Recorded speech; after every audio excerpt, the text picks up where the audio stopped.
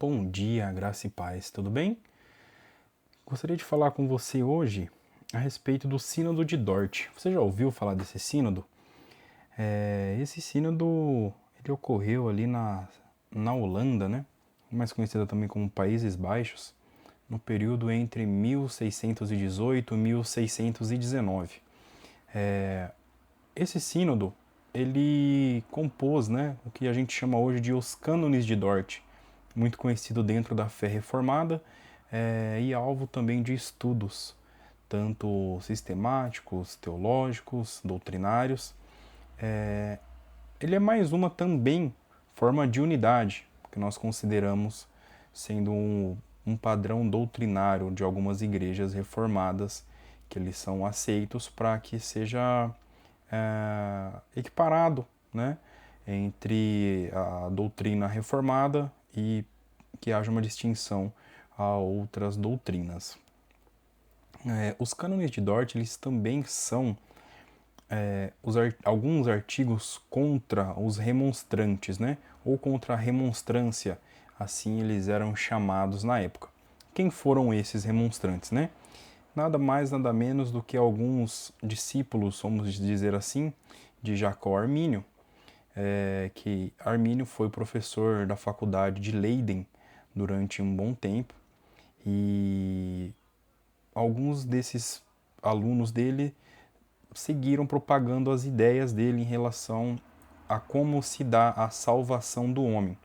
Até então, já havia sido explanada a doutrina calvinista, que nós podemos dizer que é totalmente monergista, no sentido de que Deus salva o homem de maneira total, que ele provém e vem até o homem com a sua soberania na sua providência e salva aqueles a quem ele elegeu na eternidade. Posso até fazer outro vídeo posteriormente tratando sobre como os arminianos creem, né?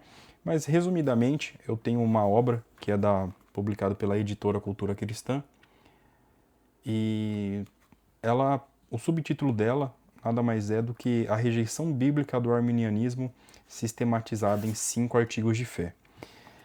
Esses 5 artigos de fé nós conhecemos hoje em dia como sendo a TULIP, que acaba sendo ali resumido o que nós cremos sendo calvinistas, né?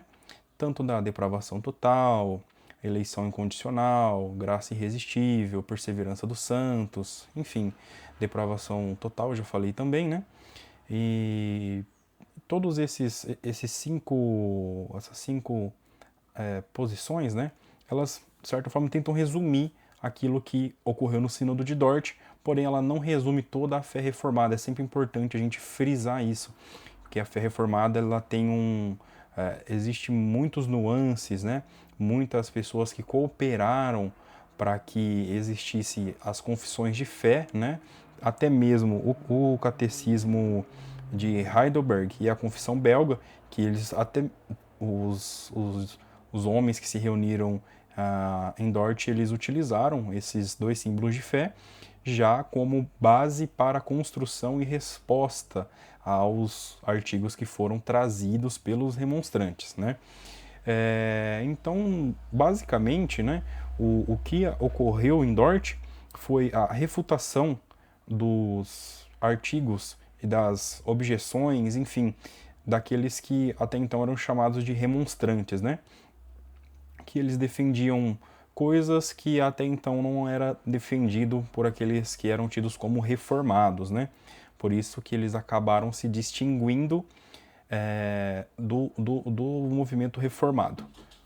Então, basicamente, pessoal, é isso. Eu recomendo a leitura desse sínodo, desses cânones, né, na verdade, desse sínodo. É muito interessante para nós conhecermos como creram aqueles que viveram antes de nós e até mesmo como que a nossa confissão de fé de Westminster, né, os símbolos de fé de Westminster, tem nuances muito claros daquilo que foi defendido tanto em Dort, tanto na confissão belga e no catecismo de Heidelberg. Pretendo trazer alguns vídeos em relação aos artigos que foram tratados, tanto com as objeções que eram feitas por parte dos remonstrantes, e como foi a resposta dos homens de Deus que expuseram de maneira primordial, eu diria, contra esses que queriam perverter a fé reformada com coisas que até então eram desconhecidas dentro daquilo que nós entendemos como sendo a ortodoxia reformada. Esse foi o vídeo de hoje. Agradeço você que assistiu, desejo que você seja edificado.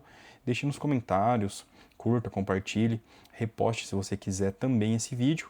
E vamos continuar estudando para nós conhecermos um pouco mais da nossa fé e sobre o nosso Senhor Jesus Cristo e o que Ele fez por nós. Deus abençoe, um excelente domingo e que Deus continue te abençoando.